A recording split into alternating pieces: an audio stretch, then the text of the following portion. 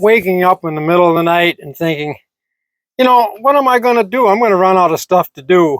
Really? Yeah, and then from nowhere, like a blessing, come things like these stairs are shot. They certainly are. They did not make it through the siding project. I had to take a couple steps off, and pieces broke off the stringer. They've only been in here 28 years. Well, I think we got our money's worth out of it. Did we? I think so, yeah. Well, I think it's time I run and get a load of lumber and build some new steps. What do you think? Well, let's get started.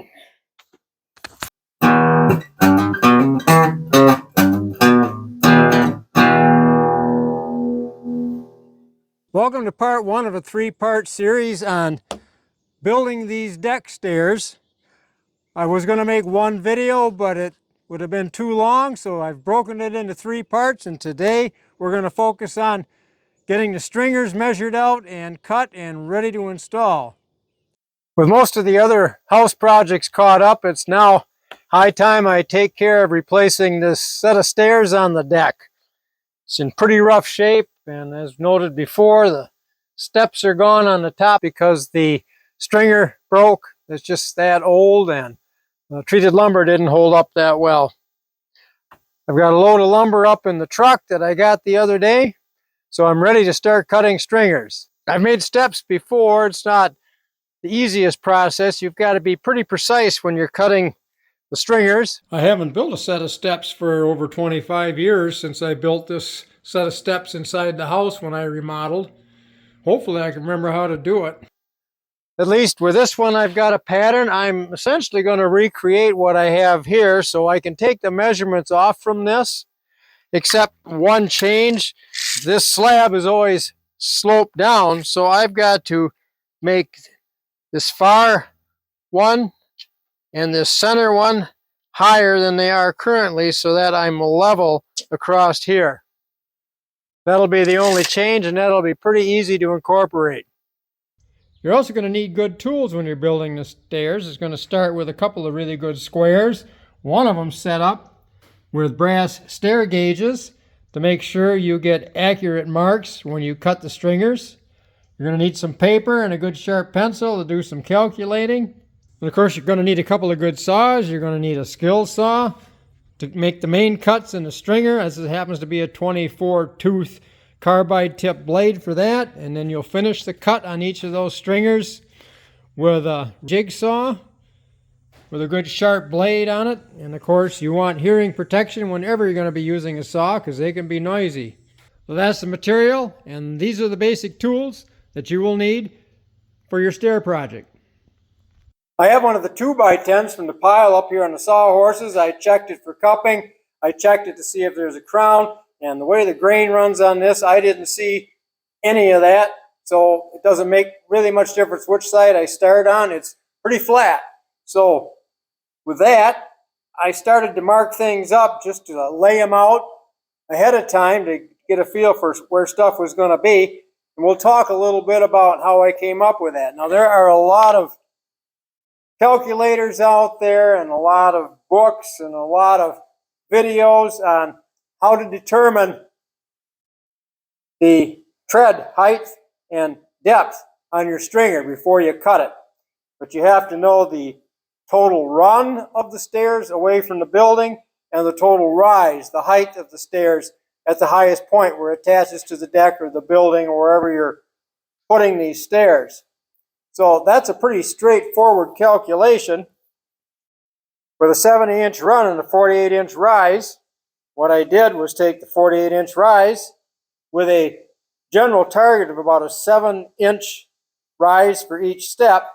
Well, you divide 48 by 7 and you come up with 6.85 steps. Well, that's an odd number. I need 7 steps, so you put it in reverse and you come up with a rise of about 6 7/8 total.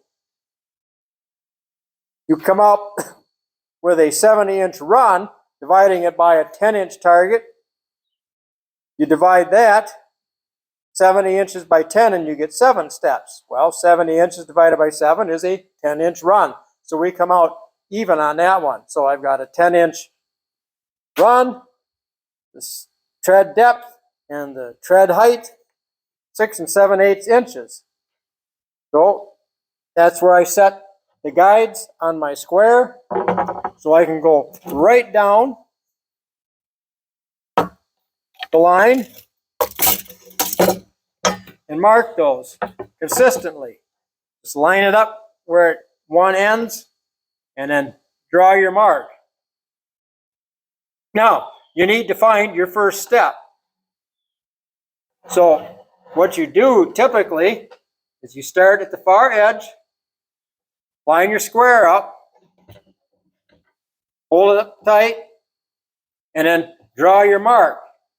Well, the problem with that for me is starting back here, I end up with a lot of waste because on that first step then, you make a straight cut across here, and you make a straight cut across here, and you have cut away an awful lot of material.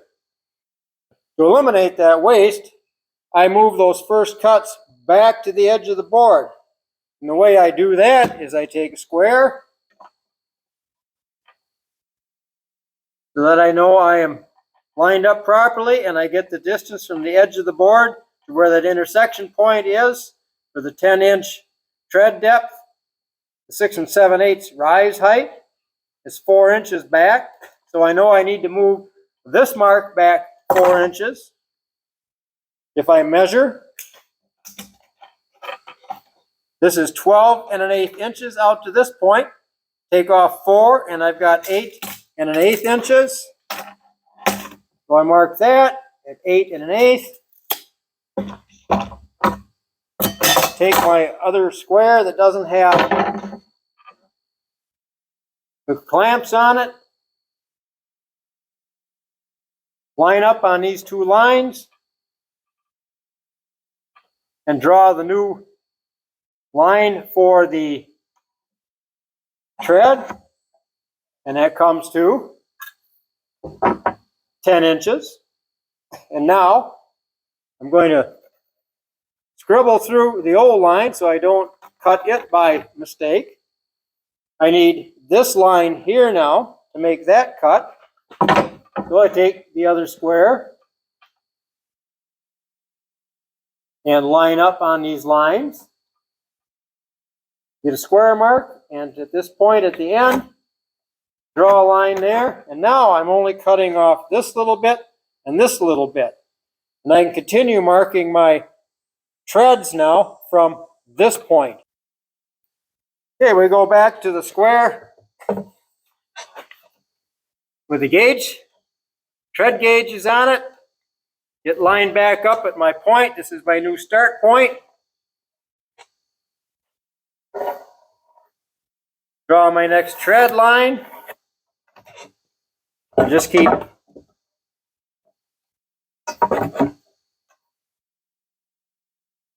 moving down the line.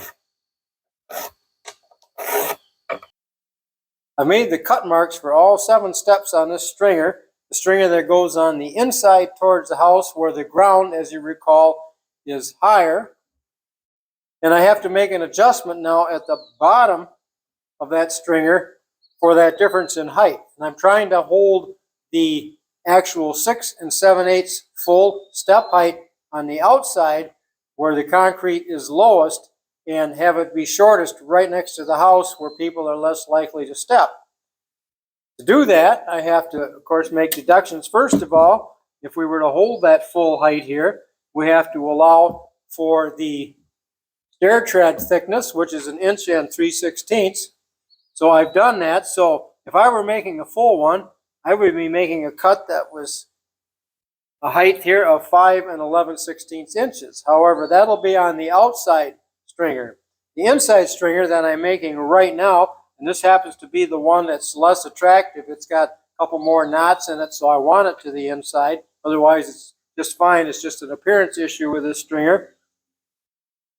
I have to shoot for that 5 11/16 rise, but I have to deduct an additional 1 5/8 for that drop in the concrete on the outside edge. That means this height right here on this cut has to be 4 1/16 of an inch. In order to do that, first of all, I take my square and I've lined this up, and I have my line here. That'll be the front edge of that step. Now we have to measure 4 1/16 of an inch from this mark up here, which I did.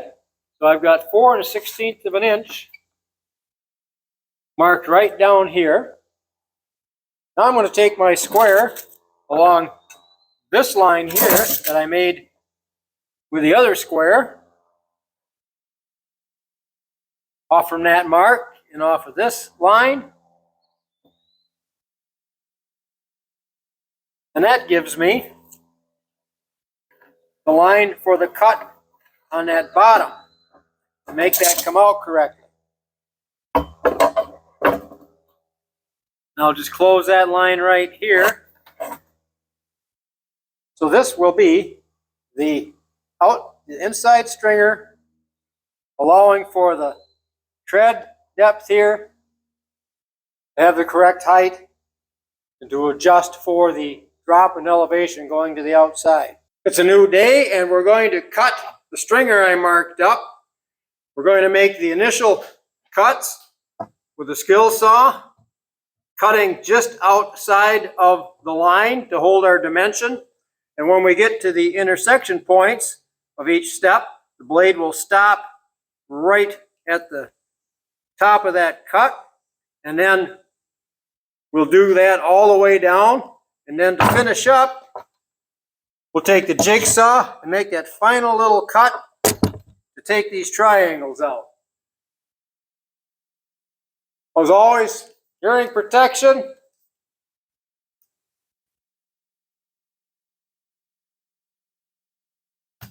And away we go.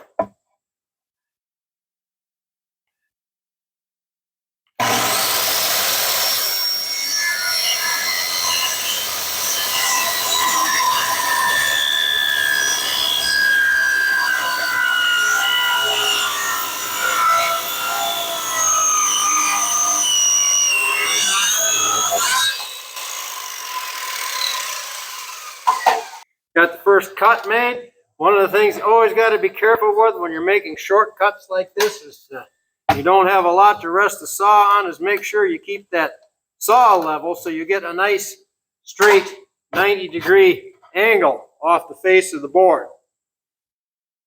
Let's go for the next one.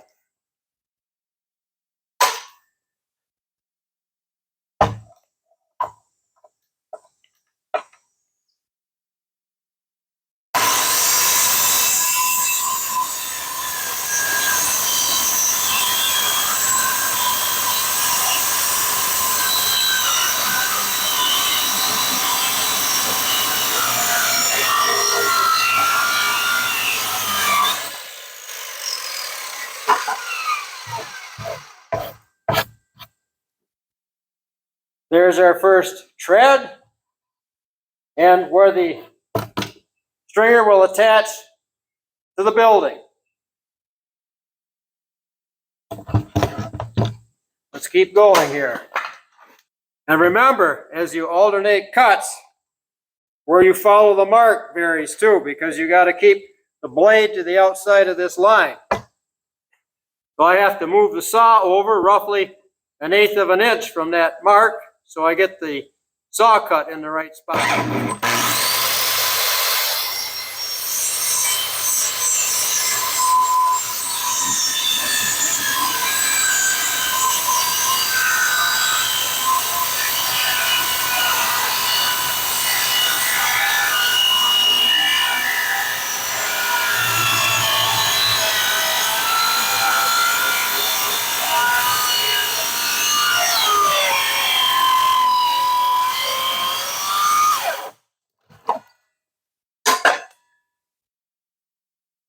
And it looks like I need to change my blade. Getting a little hard to cut through this treated lumber. It's a little damp and it makes it hard going.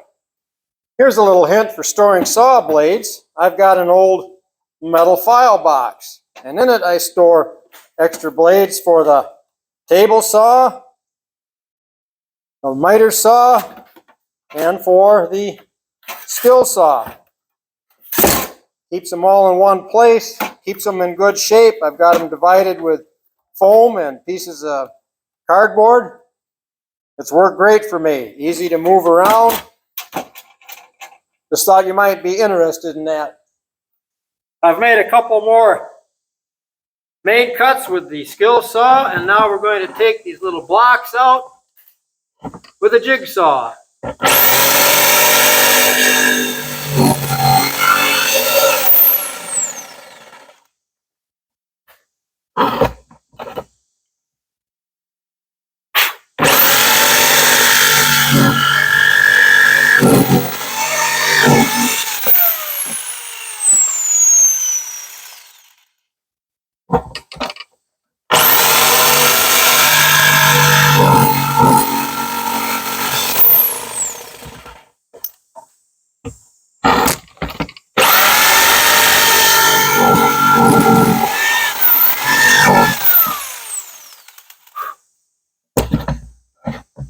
There.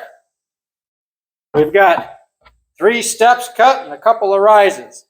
I'm going to continue my way on down, cut the rest of these, mark the other 2 stringers and cut those this morning. We're back working on the steps today. It's quite a bit cooler, although overcast. There's no rain in the forecast, so I think we should be okay. Trying to get this done has been a nightmare, just to find the time to finish it up. The last couple of days have been a zoo. I had to spend one day back and forth emailing and calling to set up a meeting, and yesterday we had to go to that meeting on some volunteer work we're doing. You know, people have asked me, and some very legitimately that are retired, and said, well, what do you do to stay busy? Well, I'd like to turn that question around to people and say, in retirement, what do you do to stay not so busy? Because I can't find time to get done half the things I want to do because there's just so much going on. Anyway, let's get back at these steps. I've got them all cut out. The stringers are all cut out. And I want to keep the same width as the old stairs down there, and they were 43 inches, so I'm going to just get these set 43 inches apart, and the center here would be, using grade school arithmetic, about 21.5 inches. Come over here, check this one, 43 inches, middle at 21.5.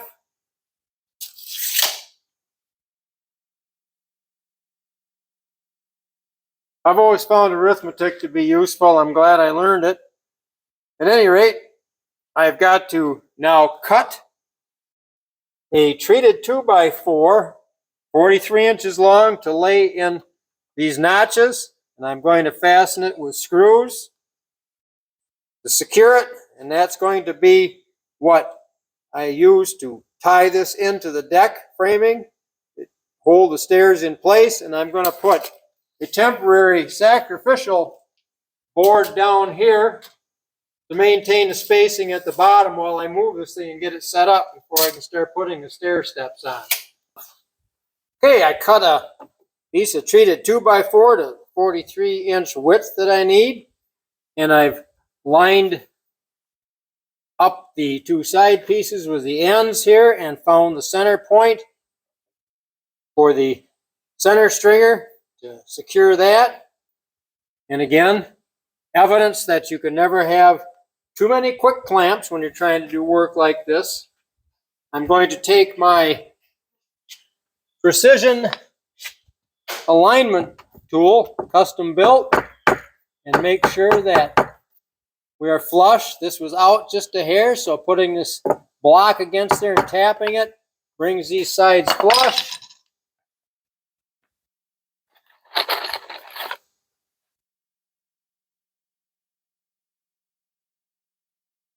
Grab the impact.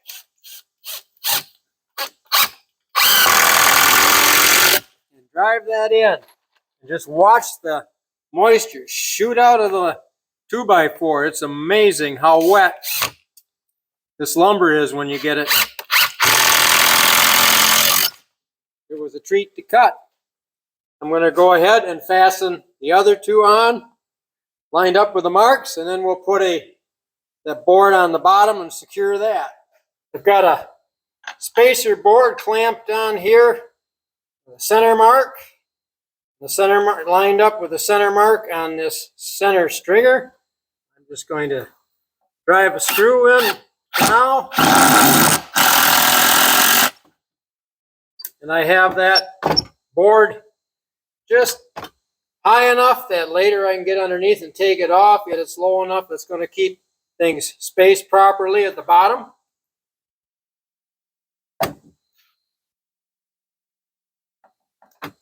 My magnet doesn't hold very well anymore. Now I've got to measure this stringer outside to the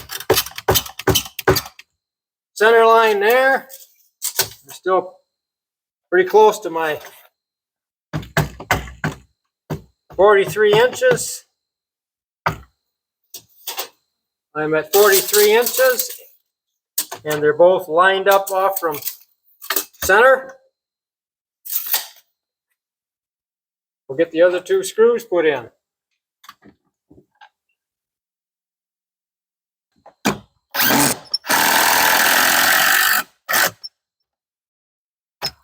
There we have it, lined up, ready to transport, start installing.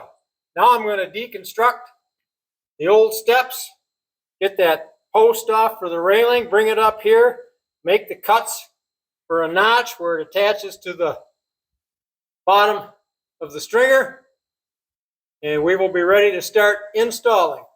Thanks for watching part 1 of this series. Part 2 is coming up, and we will get the stringers installed on the side of the deck and get it ready to put the steps on. So we'll see you then. Thanks for watching, and please remember to like and subscribe if you like this video, and let me know in the comments anything you'd like to see changed or anything you liked.